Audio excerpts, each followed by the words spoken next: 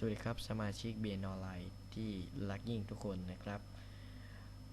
ครับคือวันนี้ขอกราบเรียนท่านผู้ชมที่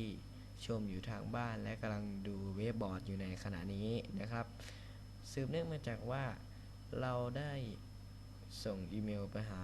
ท่านที่เป็นสมาชิกเว็บบอร์ดแล้วนะครับจึงแจ้งมาเพื่อบุคคลที่ใช้อีเมลปลอมชื่อปลอมประวัติส่วนตัวปลอมนะครับผมขอให้ท่านได้กรุณาแจ้งที่เพิ่มศักดิ์2008@hotmail.com นะครับหรือตามที่เว็บไซต์ BN ออนไลน์ได้ระบุไว้ข้างล่างนะครับให้ส่งมาที่เว็บไซต์นั้นโดยด่วนนะครับไม่งั้นเราจะตัดชื่อคุณออกจากระบบ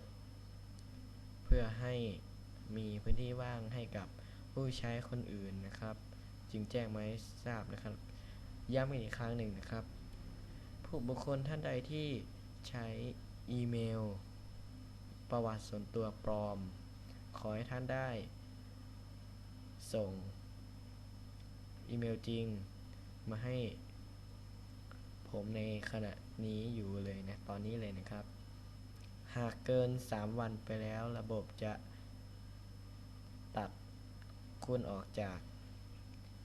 สมาชิกนะครับแล้วต้องให้ไปสมัครใหม่หรือว่าคุณจะสมัครใหม่ก็ได้แต่ต้องใช้อีเมลจริงและตอบอีเมลนั้นภายใน3วัน